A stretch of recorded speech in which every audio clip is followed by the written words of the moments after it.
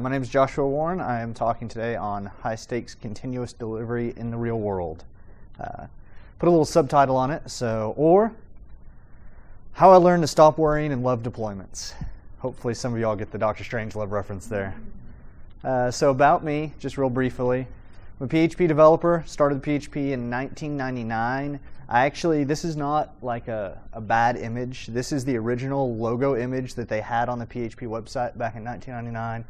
It was a very state-of-the-art site back then. So, I'm a founder and CEO as well. I founded Creativity in 2008. We're a PHP development firm.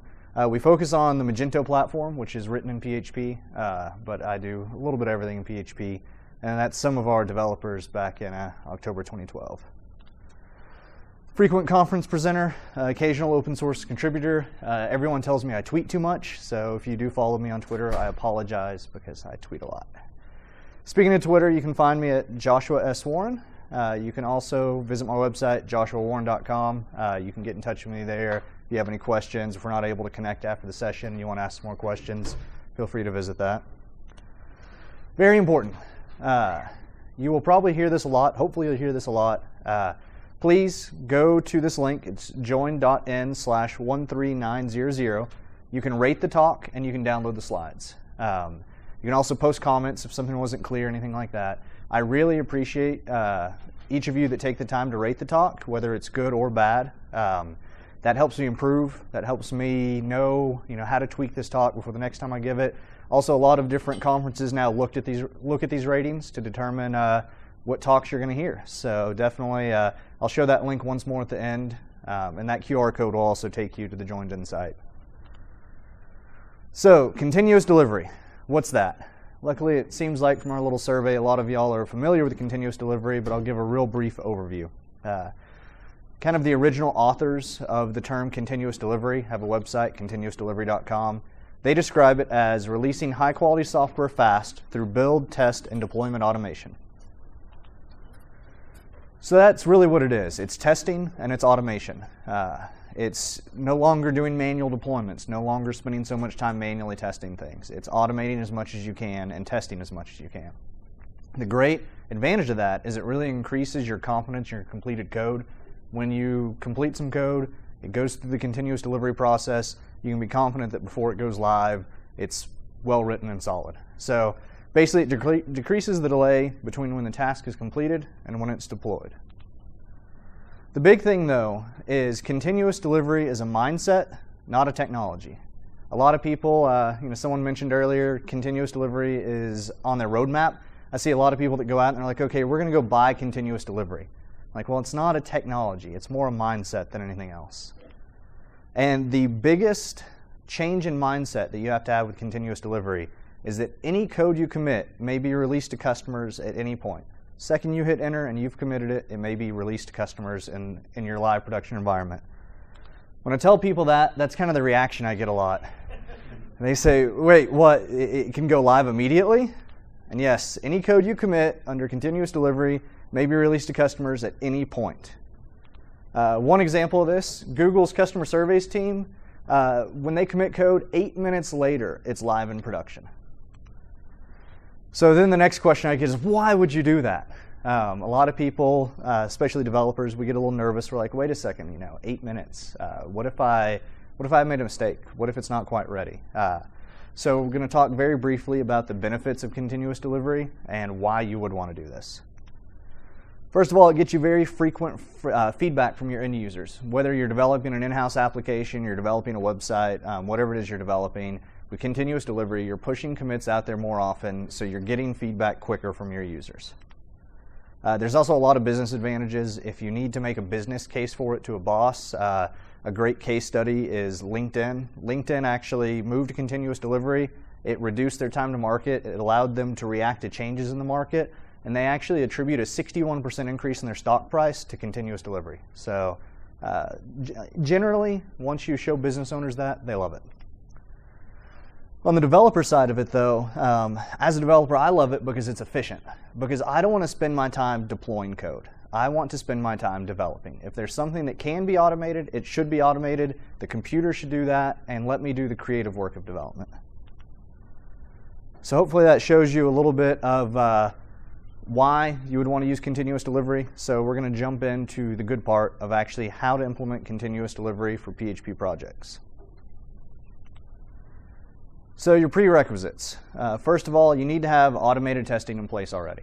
If you don't, there's several really good talks here over the next couple of days about automated testing. So this is kind of the next step after automated testing. You definitely do not want to be deploying code to production that's not tested. So continuous delivery without testing is basically a train wreck. So make sure you have your automated testing in place. Next up, you need authority to change processes. And I see a lot of teams where they're basically told, okay, we want to move to continuous delivery, but they're not actually given the authority by their management team to change the workflow. And that's the first thing you really need to do, is you need to talk to the stakeholders. You need to make sure that you have the authority and that your team understands that you have the authority to make these changes. Because if everyone doesn't get on board with it, again, you can end up with a train wreck. So you really want to make sure that you're set to basically change the workflow, and you'll get buy-in from your team on that. And it's important to make your workflow and process changes before beginning to implement a continuous delivery system. I see a lot of people that they basically say, okay, we have this 6-month plan to switch to continuous delivery. You know, we're going to buy the software, we're going to configure it, and then this one day we're going to go live. And that's when we're making the switch to continuous delivery. That's when we'll change our processes. That's when everything will start being automatically deployed. Don't do that. Right now, if you're thinking about continuous delivery, right now, change your workflow. Go ahead and make the workflow changes to how you're committing code now, even if you think it's 3 months before you're going to actually implement continuous delivery. The reason you want to do that is you want to basically clear out the backlog of code that's being produced via other approaches before you actually start deploying through continuous delivery. The LinkedIn example, they actually shut down all development for 6 months. So that was huge. They just stopped and they cleared everything out, and they used that time to actually get their processes changed. Assuming you're not working with a team the size of LinkedIn, you probably don't need to shut down for 6 months, hopefully. But you should go ahead and basically implement those changes now into your workflow so that when you're ready to actually enable continuous delivery, it's already taken care of. So I'm going to talk a bit about our workflow at Creativity.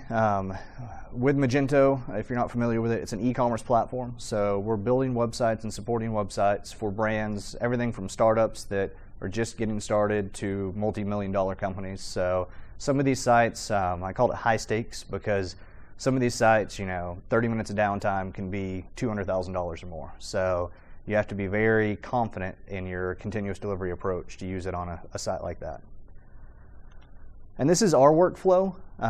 Everyone approaches continuous delivery a little bit differently, but this is what works for us in this situation. I think it'd be a good starting point for you, but if there's some other methodology you've read about that you like better, go for it. But what we do is each branch should be a self-contained new feature. Basically, each time you start up a new branch, it needs to be everything for that one feature that you're working on. And then when work is complete on a branch, that branch has to be completely and totally ready to deploy.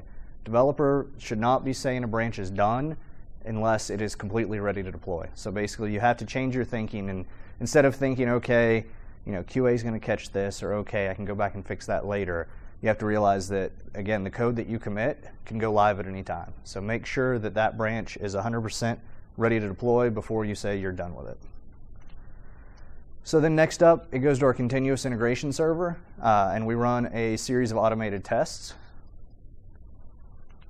And then finally, the completed branch is tested by our QA team. We do still use some manual testing just to basically a final check. Some companies, it's 100% automatic. As soon as you commit, like with Google survey team, as soon as they commit, it goes live. Other companies will have a checkpoint where your business stakeholders can sign off before it goes live. You'll still use a staging environment basically, and then when they say okay, then that's when it's deployed. So after our QA team is done, they'll indicate that the branch is deploy ready. That means that it is 100% ready to go, and at that point, that's where the automation kicks in that we're going to talk about in a minute, and that gets deployed.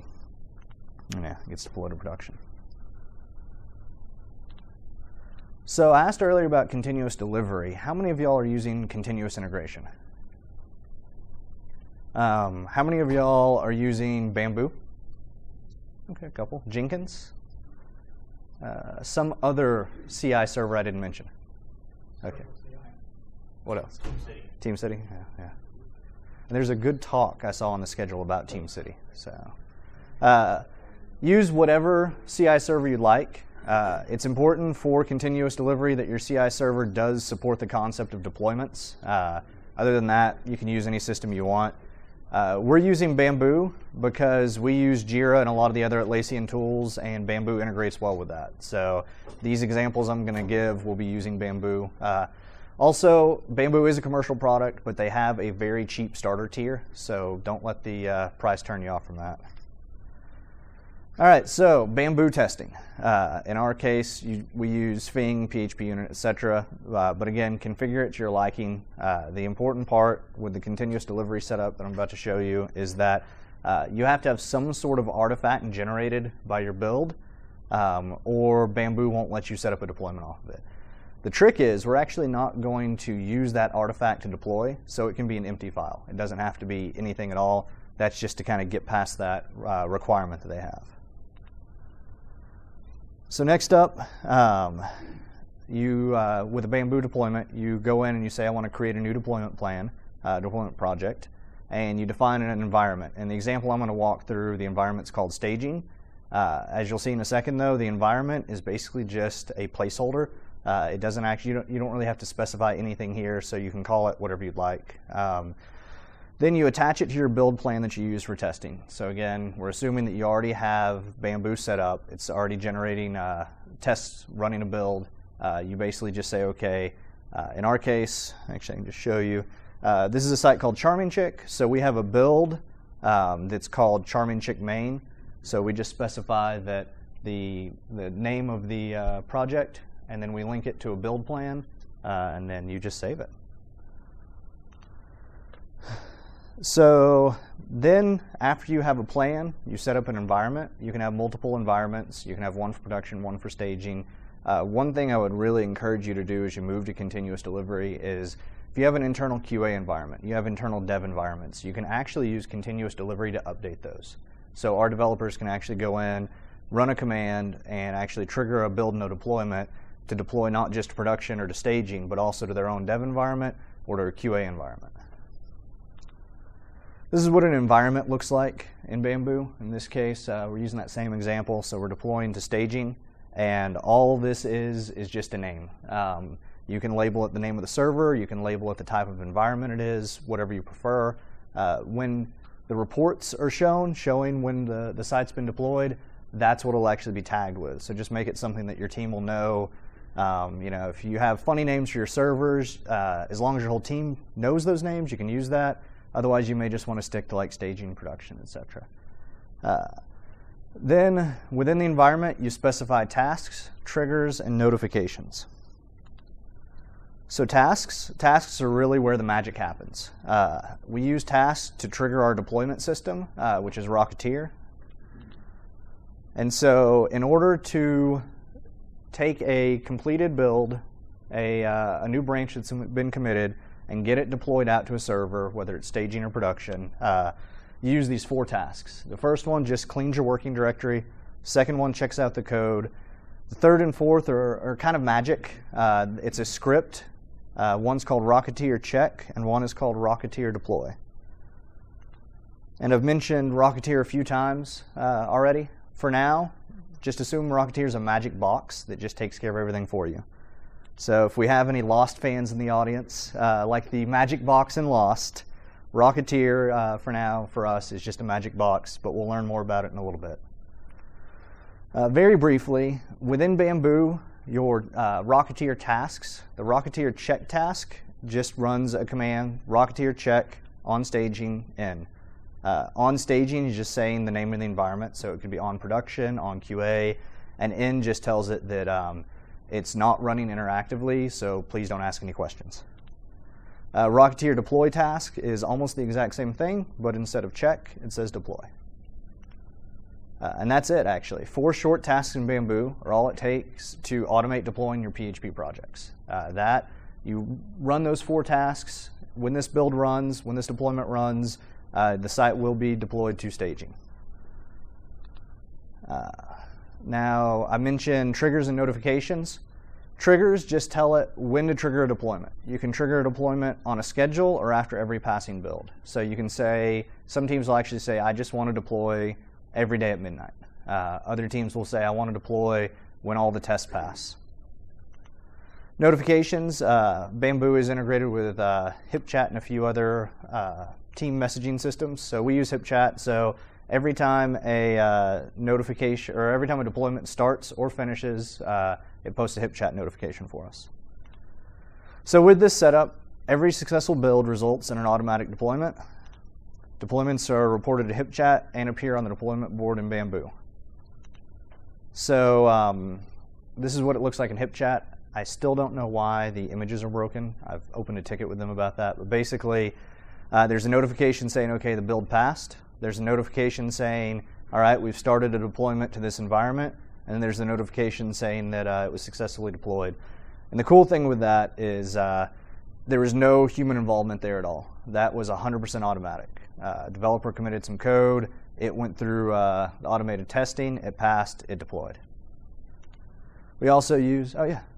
So you mentioned earlier that you actually leverage a manual QA team that portion of it before that happens.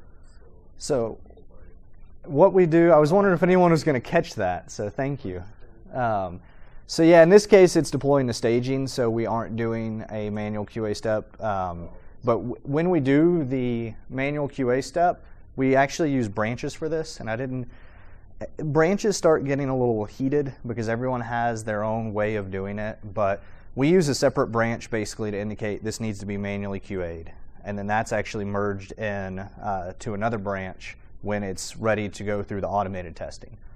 And so then that's when, in those cases where it's going through manual QA, after it goes to manual QA, then it'll go back into this build here, and you would just follow through these steps again. So, and that's, the manual QA occurs before the automated testing. We do both. We will do basically a very simple integration test automatically. Then we'll do the manual QA, and then we'll do some more in-depth testing. And a lot of that is because of the platform we're using with Magento. Give me an idea, and I'll shut up. Yeah, no, it's fine. Give me an idea for what's the time it takes your manual QA process? Hours, days? Hours. Generally, we're talking, I mean, depending on the work, obviously, we're usually talking an hour, if that. So they're pretty quick at it. So yeah. And if anyone else has any questions as I go, feel free to jump in.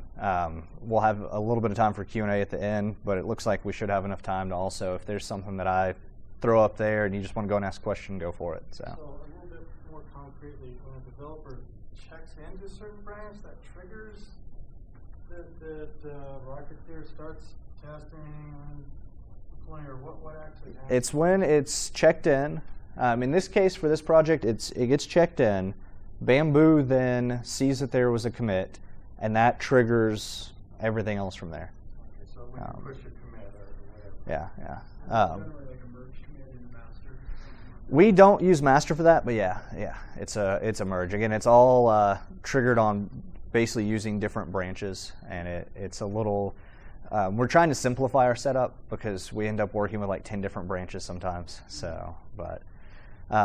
And some of that is just, it varies. Some of our clients, they only want deployments to occur during specific windows. They only want deployments to occur after specific approvals have taken place. Others pretty much say, as soon as it's done, get it live. So yeah, that also affects this. Our team, I don't know if anyone in here is working basically at a development house that develops their own software instead of software for clients. Our team is very jealous of anyone who isn't working for a client and is instead building internal software, because we do have to kind of tweak every project based on client requirements. So, anything else of what I've shown so far? And we will get into Rocketeer quite a bit here in a second. But all right, so Then the Jira integration, you open up a Jira issue. So this is like our tickets if you're using a different system. You open up a ticket, and it will actually show you, okay, here's how many code commits there have been, here's how many builds that there have been, shows that the build passed, and then it'll actually say deployed to staging or deployed to staging and production. And all that's automatic.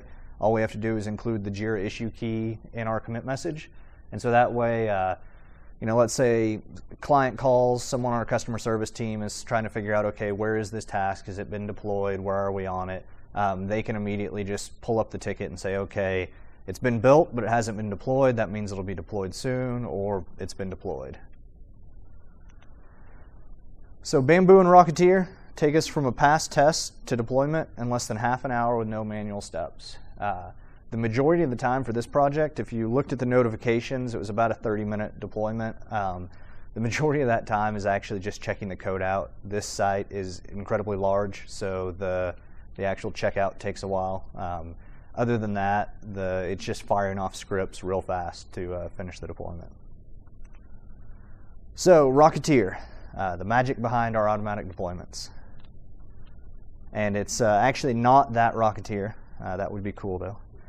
If you go to GitHub, Rocketeers/Rocketeer, and then also, not going to try to pronounce that site, but there's also the URL for the documentation. If you Google for Rocketeer PHP, you'll find it. If you Google for Rocketeer by itself, you probably won't. And Rocketeer is a modern PHP task runner and deployment package.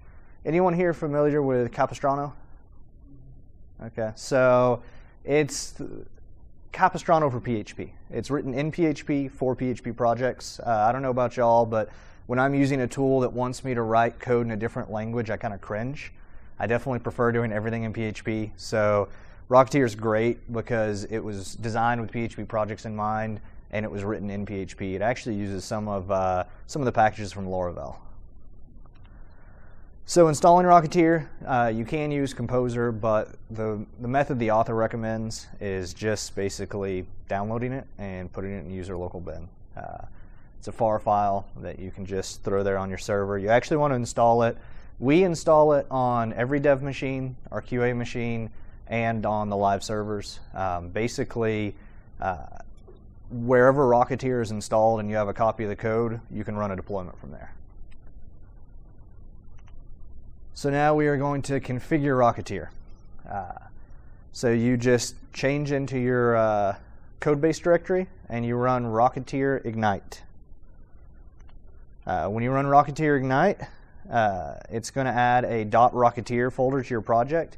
You do want to commit that. I know that sometimes with like some of the Composer files, people aren't sure, what do I commit, what do I not commit. You definitely want to commit your .rocketeer folder. Not only does that allow your automated tool to run deployments, it allows anyone on your team to run deployments, as long as they have the credentials. So it's kind of, you don't have to worry about a junior developer necessarily deploying. As long as you don't give them the credentials, they can't. But this way, anyone that has the credentials can very easily check out a copy of the code and then run a deployment. Again, that's how we are able to use this to update our QA environments, update our dev environments. We can basically deploy any version of the site to any of the servers at any time using Rocketeer. So Rocketeer Ignite will actually configure most of its files for you. It generates about 10 different config files. So you don't actually have to do much with those. We're just going to modify a few of them for project-specific details. If you look at their documentation, you might panic a little because Rocketeer is very, very powerful, but it's not rocket science. I'm going to step you through the basic edits you have to take to where you can get your project working in Rocketeer. So in your Rocketeer folder, you're going to have config.php. Really the only thing we ever have to do there is we never use the standard SSH port. We're just tired of all the basically spam from people trying to break in. So we use non-standard SSH ports. So in that config.php, you'll see a line that says host, and it'll have your host information there. You just put : whatever port number you're using, and that's the only change you have to make there. Then there's a hooks file. And the hooks file is where you can add project-specific commands. And so in our case, we're going to add a few Magento-specific items. Which I'm curious, anyone in here ever worked on Magento before? Anyone in here work on Magento often? Okay. hopefully we can change that at some point. But so Rocketeer hooks, what we use for a Magento project, you basically have a before stanza and an after stanza that does exactly what it sounds like. If you look at before setup, Rocketeer is going to run any command you enter there on the server before it starts its setup process. Before deploy, that's what it's going to do before it runs its deployment process. And before cleanup, that's what runs before the cleanup process. So in our case, before the deployment is run, we use a handy command line tool from Magento called MageRun to put the site into maintenance mode. So it just automatically will make sure that the site's in maintenance mode. And then after, we do after cleanup. And so this is basically after everything is done, Rocketeer has deployed all the files, the site's ready to go. We run a series of commands that basically runs our database migrations. So this is a good place to run your database migrations. We clear any caches, we re-index the database, and then we turn maintenance mode off so that the site's live again. And so you can basically, all these are, again, like I said, it's not rocket science. All these actually are just commands that the system will run pass to the command line on the server it's deploying to. So on the staging server, we already have the MageRun command set up, and it's going to run these in the directory that it's deploying to. So anything you need to do, if you're working on a project, you need to run some command lines options to trigger maintenance mode, to run database migrations, anything like that, you just put it right there. Next up, we have the remote file. This is where you can specify some details of the remote server. We specify several shared folders, and what shared folders are is these are folders that when you deploy, you're not deploying these folders, and Rocketeer should just keep using these from the existing version of the site. So if you have any user-generated content, user-uploaded files, things like that, list them here, and then Rocketeer just takes care of all the rest for you with that. So again, for Magento, we have a media directory. That's where all the product images and other user-generated content goes. We have var. That's where things like sessions, logs, etc. go. And then we have a config file that is specific to that instance of the site. And so we're just saying that Rocketeer should keep these three consistent from version to version. So that's analogous in a Git deploy to saying, hey, ignore, or something like that. The only difference with that is it also will symlink those. I'll show you the folder structure here in a second, but it basically makes sure that not only is it not overriding them, but it's making sure that they're present and they're in the right place. So, in the strategies file, it actually has Composer support built in. It's going to run Composer install by default for you. You can actually specify different command line options here. So we edited this slightly just because with some of our Magento projects, we disable Composer plugins before running Composer install. So in order to do that, to edit the command line, all we had to do is just add this additional little set down here of no plugins, and that passes no plugins in Composer install. All right, so yeah, your next step is you commit these changes to your Rocketeer files, and then you prepare your server to receive the deployment. There is a little bit of work to prepare the server up front, but then once you've done this once, you never have to do it again. Same thing with the Rocketeer files. You run through this once when you're setting up the project, you spend maybe 30 minutes on it, and then you're set. And then from there on out, deployments are just one command line command. So the server file structure, whatever directory that you point Rocketeer to, it wants to see current, releases, and shared. These are three different folders. Current's actually a symlink, and then I'll go back real quick. Current is a symlink. Releases are where it will actually deploy to. So it will generate a new, basically time-stamped folder in releases and deploy there. Once the deployment's done, it will update the current symlink to point to that new release folder. So all you have to do on the server side is configure Apache or whatever web server you're using to serve content from that current folder. And then no server changes have to take place. You don't have to do anything else. Once you deploy, Rocketeer will just update that symlink for you. And then you have the shared folder that I mentioned.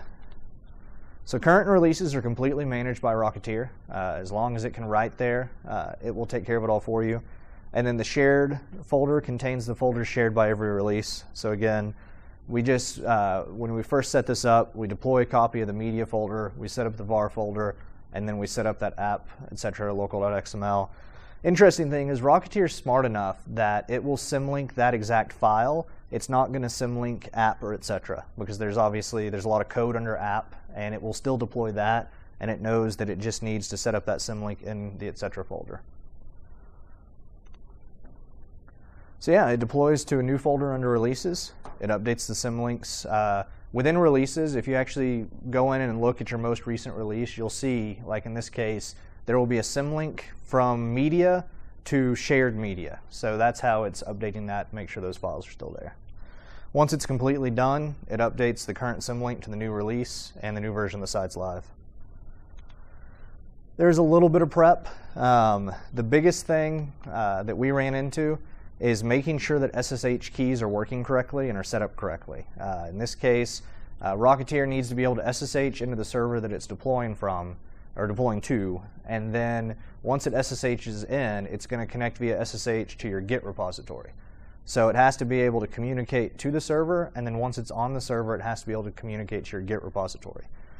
So what I recommend, just because we banged our head up against the wall on this for a while until we realized it was just SSH key issues, is log in to the server you're deploying to as the user that Rocketeer is using, and just run the SSH command yourself, run the git command yourself, try to check out a copy of the site, see if it fails, because we thought we had some sort of error in a config file, and it turns out that it was prompting because it wanted to make sure that we were connecting to the right server. And so run it manually. We actually then set up an SSH config file under the user that Rocketeer is using, and it just has these very simple contents. We set up a public key and a private key, and we tell it only use keys, and then that, in theory, on most servers, takes care of any issues you have dealing with SSH connection. Once you get all that done, you can run Rocketeer check. So you can say Rocketeer check and then -- on staging, and that asks Rocketeer to check and make sure that it's able to connect to the staging server, it's able to check out the files from Git, and then it has everything it needs to complete a deployment. It'll make sure there's some PHP modules that it depends on, it'll make sure those are installed, it'll just check everything out for you.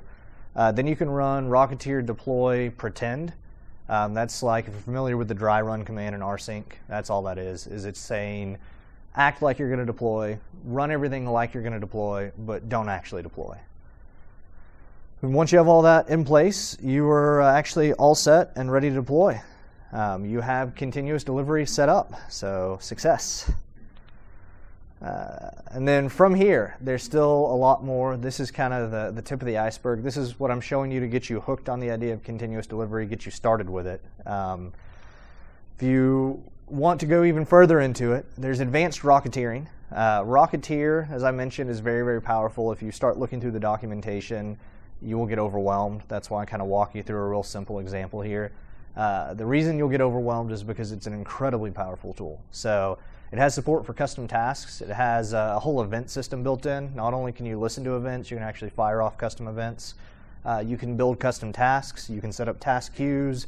So literally, no matter how complex your application is, no matter how complex your deployment setup is, Rocketeer does support that. And as I mentioned, it's all written in PHP. So you can jump in there, use the same PHP libraries, same PHP patterns. All your PHP knowledge you can apply to automating your deployments. Then there's also some other approaches to continuous delivery you can look into when you start kind of getting through the basics and getting that implemented. One of those is feature toggles, and this could be a whole presentation in and of itself, but basically what you do with a feature toggle is exactly what it sounds like. When you first start writing your code, you just put in a check that says, is this feature enabled? Then you only execute the code if that feature is enabled.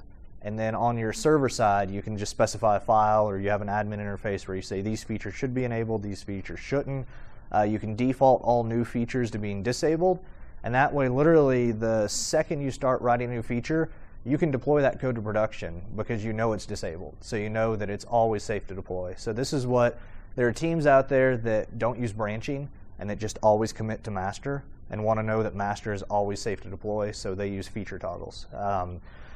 Makes me nervous just because all it takes is one developer forgetting to set up a feature toggle once to break a live site. So that's why we don't use feature toggles. But with a disciplined team or with a, I guess, lower stakes deployment, you can definitely do that. And that way you don't have to worry about all these branches. You can literally just always commit to master.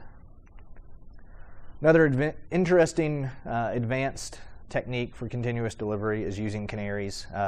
You have to be working on a larger site for this because you basically have to have more than one application server. But with Canaries, you deploy to a small portion of your site's traffic. This is actually what I know Amazon and Netflix uses it. I believe Facebook uses it. So when they have a new deployment going out, they will deploy it to like 2% of their traffic. They'll then watch and say, okay, is the error rate on the new deployment the same or less than the error rate we're seeing on the old deployment? And if so, they say, okay, well, this must be good code. We'll push it out globally. Don't get distracted, though, by all those advanced concepts. When I first asked someone on our team to start reading about continuous delivery, they jumped into Rocketeer, they took one look at it, and they said, oh my goodness, we will never have the time to implement this. This thing is just way too complex. We had to kind of back up and say, okay, let's not worry about what we can do. Let's just worry about the very simplest way to get started with continuous delivery. So I would encourage you, the teams that are looking at going to continuous delivery, start with the basics. You can use the outline. I'll have the slides posted online, and you can use, literally, if you're using Bamboo, you can just copy everything we did here, and you will have a continuous delivery setup. If you're using something like Jenkins, it's really easy to change this because, again, all the continuous integration server is really doing is just calling Rocketeer. So as long as you can execute a command, you can run this through any CI setup. So take this, get started with the basics, and then start looking into these more advanced concepts. And that's it. So I would encourage y'all, we'll have some time for Q&A. I would encourage y'all to keep in touch. If we don't get to your question today, or if you think of it later, reach out to me on Twitter. I have a contact form on my website as well. Please, again, if you didn't write down that URL, write down that URL. You can get the slides there. I actually already uploaded them, so if you go there now, you can download them before you forget. And then do take a second and rate the talk. Be honest, tell me what you thought. And so with that, what questions do we have? Yeah. Sure. We currently don't use Rocketeer or much of this. We have a staging and a production environment. We go on the stage, we say get pull or the stage, and then we run the tests. And the tests may fail, or they may pass. So if the test passes and we have a code review, we typically go on to live. My question is, in our scenario, we get on to live sometimes, we do get pull or the master, run the test. Sometimes they fail. It's got to backpedal at that point. I'm wondering how Rocketeer deals with this, because in order to test, you've got to put on all the files, and then you got to test them. Does it then go back if it fails, or how does it deal with that? Rocketeer has a rollback command, and so that way either you can trigger it automatically, or if you just realize, oh, this shouldn't have gone live yet, or there is an error that maybe it's just a graphical issue that it's not necessarily an error, but it's something that wasn't supposed to be on the site yet. You can go in, and it's literally Rocketeer rollback, and it keeps by default it's going to keep 4 old versions on the server, so current plus 4 more. So you can even, let's say you roll back 1 and you're still having the problem, you can roll back even further. So, and there's about 15 different command line commands that Rocketeer can use, and I've shown you about 4 of them. So there is pretty much anything related to deploying a PHP application, it's got it built in. So what do you recommend for really large features that multiple developers work on at once? How do you coordinate and move the branch and stuff so that you can continuously deploy? They're kind of interconnected. that is the challenging part, and that's where I was saying that it's more of a mindset than anything else, because you have to. I'll sit down with some of our smartest developers and I'll say, okay, we need to break this down. I'm like, oh, no, there's no way to break this down. It's a big feature. It's all interdependent. There's no way to break it down. I'll say, well, no, step back from it for a minute, and I bet if we poke at it from a few different angles, you can find some way to break it down. And so you just really have to look and see, okay, can we lay the groundwork for this? Can we have one developer that's implementing this part of it that's kind of like the foundational work, that can go live and doesn't affect the user experience at all? Then another developer is writing something that is dependent on that part. So it gets tricky. It does. But it's more just thinking through the problems and thinking through the tasks and finding ways to break them down. So, and there are, I mean, a lot of the continuous delivery guys will get up there and say, we never have dependencies, it never happens. I'll be honest with you. There are times that we just have to say, okay, we're flagging these branches. These branches are dependent on each other. They are going to have to be deployed together. That also happens, again, working with clients. We'll have a client say, okay, well, I don't want this new promotion to go live until this feature is live, or vice versa. And so we're having to tie those two together. So worst case, I would much rather see you using continuous delivery but still making some exceptions like that than not using it at all. And that's kind of the gateway that a lot of teams use to get into it as well. So. Do you ever have any issues going to like PHP 5.5 or how do you we've had that sort of problem before. Does this address any of that? It addresses it in the sense that as long as you make sure that your testing environment, the automated tests you're using, if they match your live environment, it will at least catch things, the very basic things of, hey, I'm calling a function that's not there anymore, and things like that. So, but I could also give a whole talk on Vagrant, because we've done a lot with Vagrant to try to help with that, to make sure environments are matching up exactly. So definitely look into that. There probably is a talk here about Vagrant. I'd be surprised if there's not. So. Another mindset question. Yeah. So what's a good way to inform your users about features so they understand it, like some of the changes? Because right now we do it so that a week before things go out, we tell everybody about it, and tell how to deal with the differences and stuff. What do you recommend, like insight tutorials and things like that, or just what do you recommend? Are y'all developing like a consumer application, consumer site, or what is it that you're building? It's an internal app for clients. But Okay. So we have a lot of clients. Okay. Not Okay. just internal clients. I gotcha.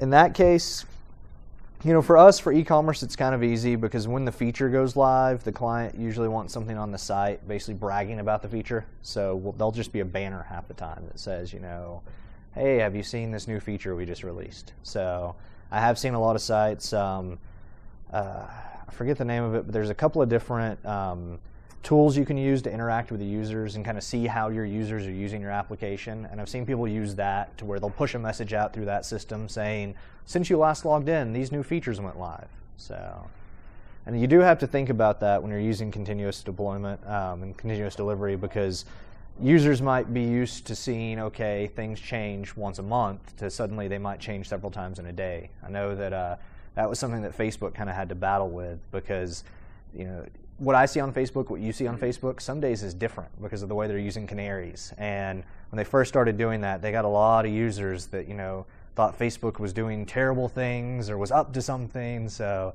you do have to make users aware that those new features have appeared and they're going to be appearing more frequently. But once they get used to it, they tend to get excited. They like seeing that much change. So, yeah.